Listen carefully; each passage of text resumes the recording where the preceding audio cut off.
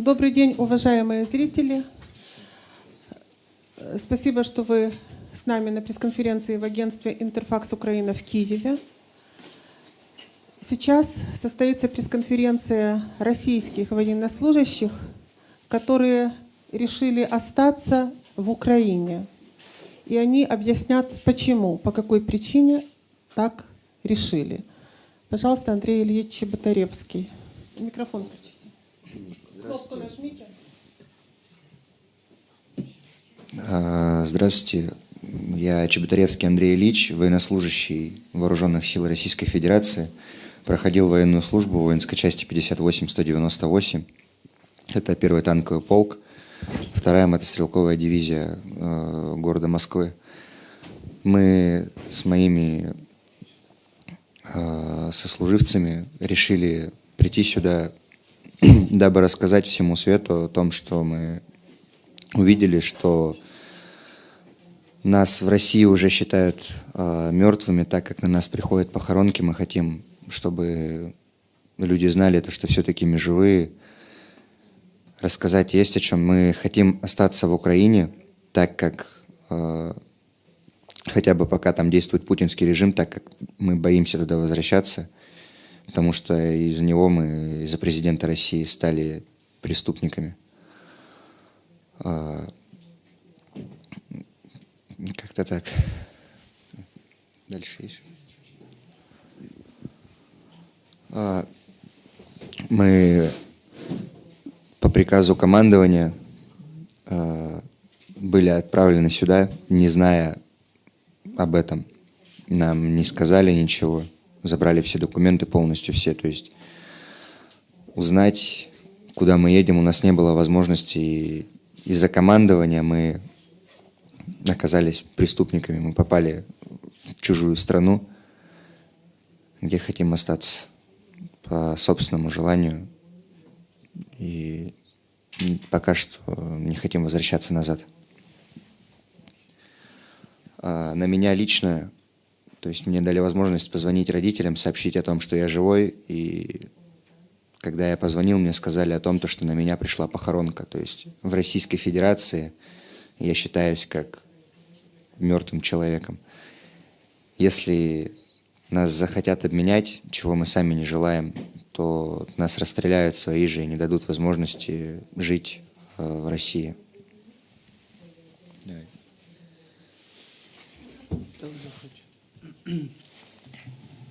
Также хочу обратить внимание на то, что вот Андрей сказал, что на нас приходит похоронка. Моя мама лично звонила в военкомат, и ей доступно дали понять что якобы мы находимся на учениях где-то под Воронежем, и она не в курсе, что мы в плену в Украине, теперь в курсе. И вот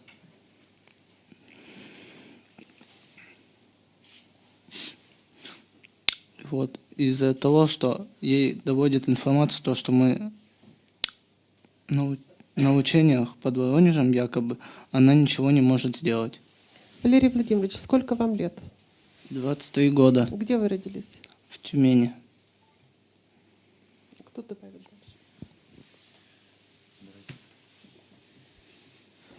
Я Смирнов Евгений Иванович, с войсковой части 91-701, мотострелковые войска.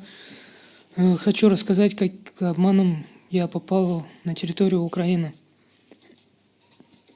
Нас подняли в 2 часа ночи, собрали документы, посадили за технику. Я, поскольку не хватало водителя, я был водителем экскаватора.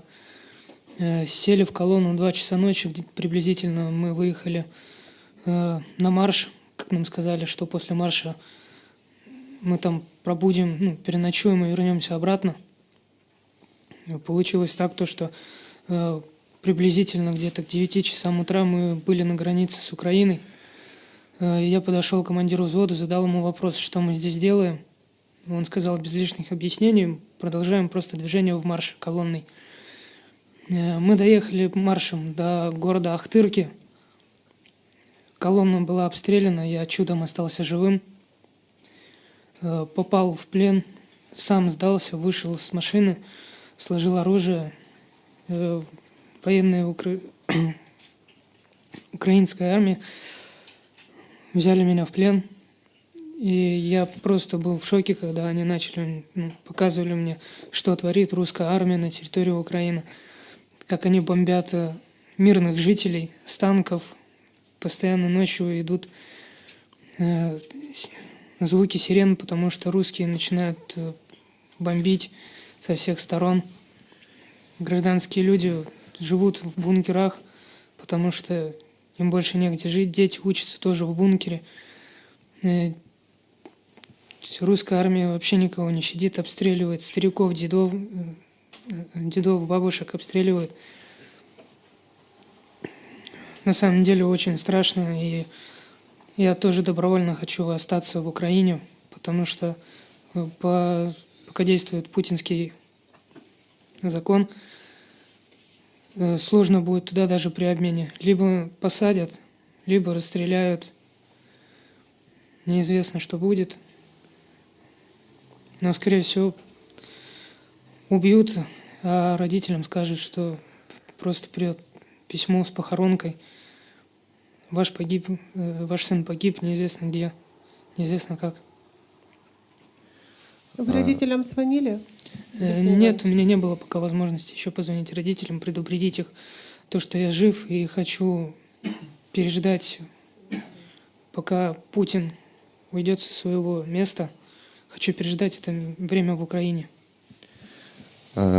Командование разных войск отдают приказы стрелять по мирным жителям, по мирным городам, по городам, где нет военнослужащих. Российская Федерация, а именно президент, руководство хотят просто стереть города, людей с лица земли.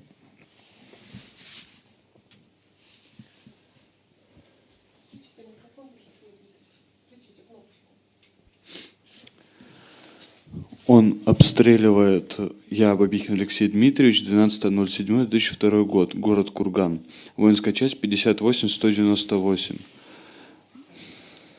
Нам всем очень страшно, потому что каждые 3 часа здесь ведется артобстрел.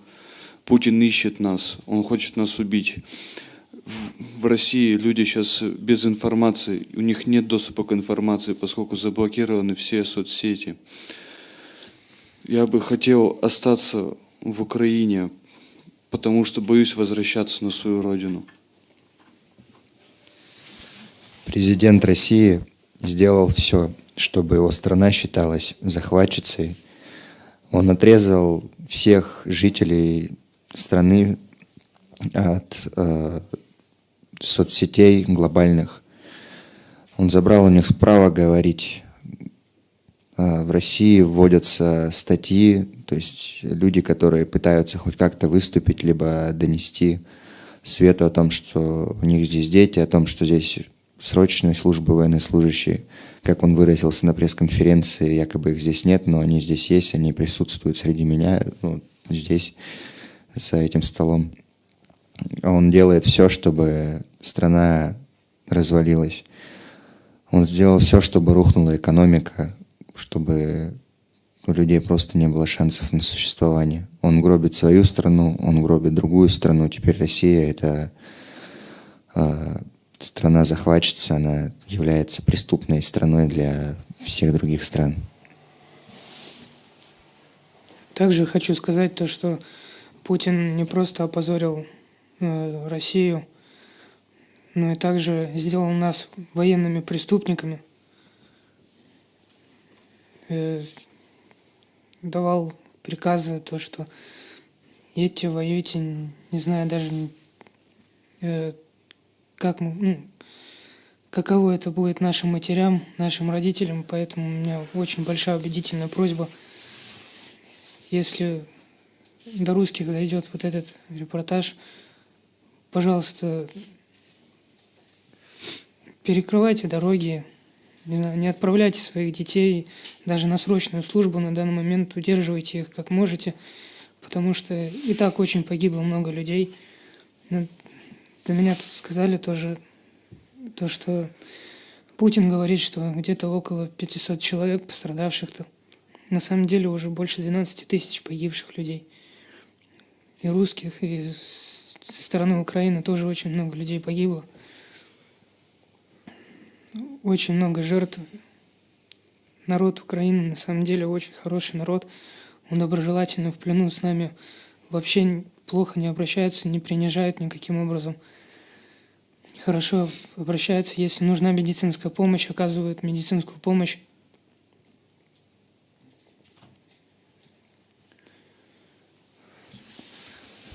Выйти в свет и рассказать, что на самом деле он творит, это наша единственная возможность, и заявить о том, что мы живы.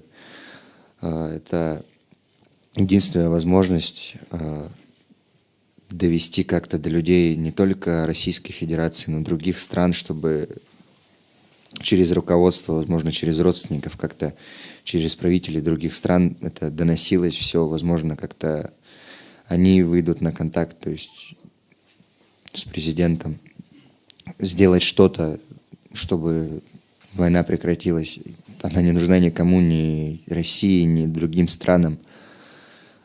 Президент своей страны ее просто загубил. Он делает все, чтобы люди вообще ничего не знали и как бы не узнавали и не узнают никогда. Нас обстреливают наши же военные, дабы мы не вернулись домой. Мы — это живое доказательство тому, то, что президент Российской Федерации Владимир Путин лжец, так как он заявляет на своих пресс-конференциях, то, что здесь нет военнослужащих срочной службы. Он заявляет то, что в Украине не ведутся военные действия. Здесь идет спецоперация, в которой принимают участие только подготовленные офицеры, контрактники. На самом деле это далеко не так. В России за военнослужащих, которые приходят на срочную службу, подписывают контракт, просто собирают документы, обрабатывают, фотошопят, отсылают, на них приходят выписки из приказов, за них ставят росписи, они становятся военнослужащими контрактной службы. Уволиться оттуда практически невозможно. Так было со мной, за меня подписали контракт, я пытался уволиться, но все было безуспешно, у меня так и не удалось уйти оттуда. Есть случаи, когда военнослужащие пытаются сбежать, не хотят ехать сюда и то есть принимать участие в войне. Офицеры, командование некоторые могут применять физическую силу, так как это было у нас. С моей роты солдата избили, закинули в машину и заставили ехать дальше. Нам говорят то, что нас посадят, то, что нас расстреляют. Есть уже такие случаи, то, что военнослужащих, которые пытаются вернуться сами через границу, расстреливают свои же войска. У нас нет права выбирать. За нас все решил президент. И поэтому многие здесь хотят объяснить и доказать как-то то, что Путин лжец, предатель, то, что командование не доводит до своего личного состава вообще ничего. Их просто кидают на убой, дабы просто чтобы они здесь погибали, и я не знаю, зачем ему это нужно. У меня все. Будь ласка, питання журналісти. Вопроси журналісти есть? Вопросы? Как вы знаете, вторжение Российской Федерации началось далеко не 2 недели назад, а началось еще в 2014 году. Что вы знали об этой? Был у вас какой-то поток информации? Что рассказывали? В России вообще ничего практически не рассказывалось. Там по новостям показывали то, что воюют здесь между собой. И якобы военные Украины обстреливают Донбасс. Там ничего не говорилось о том, что обстрелы ведутся российскими войсками. Мы узнали об этом только когда попали сюда, нам здесь дали луч информации, от которой мы были повергнуты в шок, так как в России этого не рассказывается, не показывается. Русские вообще не знают, что здесь происходит на самом деле. Именно поэтому мы выходим сюда, мы надеемся, что данная пресс-конференция как-то всплывет в России, то, что люди увидят, что на самом деле он творит. Could you just tell us your ages? And did you volunteer to do this press conference, or were you told to do it? Скажите, назовите, пожалуйста, каждый свой возраст, сколько вам лет, и то, что вы сейчас на этой пресс-конференции, это было ваше желание или вас заставили это сделать? Мне 20 лет. Мы сами попросились выйти сюда, показаться в свет. Это наша единственная возможность заявить о себе, заявить о том, что мы живы, то, что нас не убили, что с нами хорошо обходятся, то, что мы вообще существуем, так как наше правительство не дает такой возможности. Мы просто в России считаемся как без вести пропавшие и умершие люди. Мне 21 год.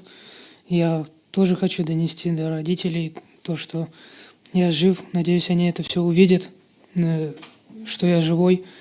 Также хочу попросить, чтобы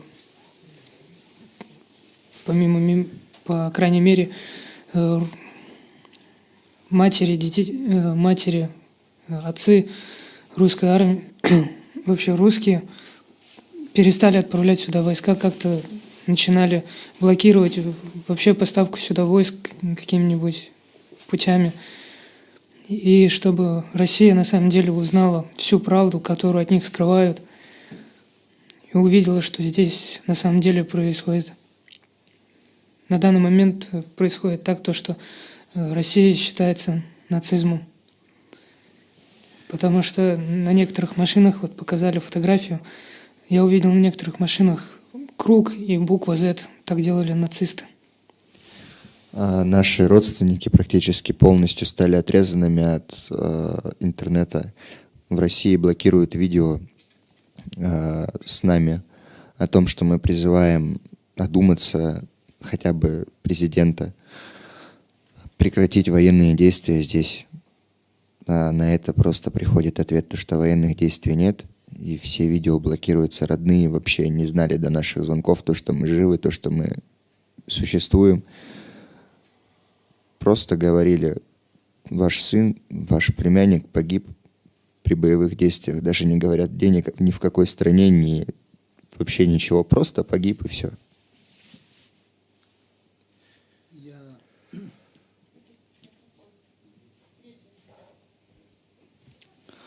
Я Валерий, мне 23 года. И на данной пресс-конференции я хочу сказать то, что дай Боже, что этот репортаж дошел до россиян, и все увидели правду, и Путина вывели на чистую воду. Также я хочу поблагодарить жителей Украины за то, что делятся своим пропитанием и теплом. Спасибо. Мне 19 лет. Я пришел сюда с надеждой на то, что моя мать увидит то, что со мной все хорошо.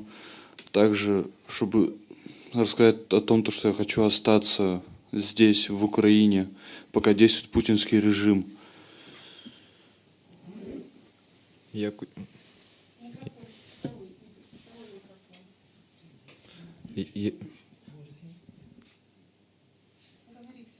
Кузьмич Михаил Евгеньевич, мне 18 лет, я из города Оренбурга.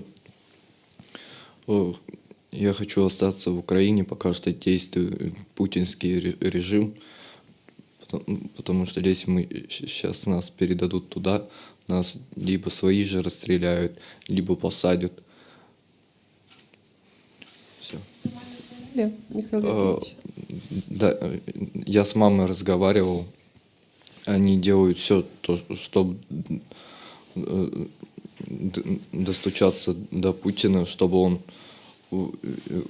понял то, что чтобы он прекратил эту войну, либо все. Еще вопросы?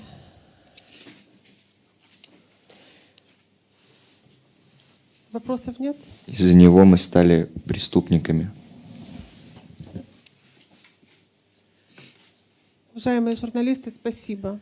Спасибо за ваше участие, за вашу активность. Видео полностью у нас есть выложено на канале YouTube. Кто не смог записать, можете подстраховаться, там видео есть. Спасибо. Попрошу выйти. Вопросы дополнительные сейчас не нужно задавать. Попрошу выйти. Такая была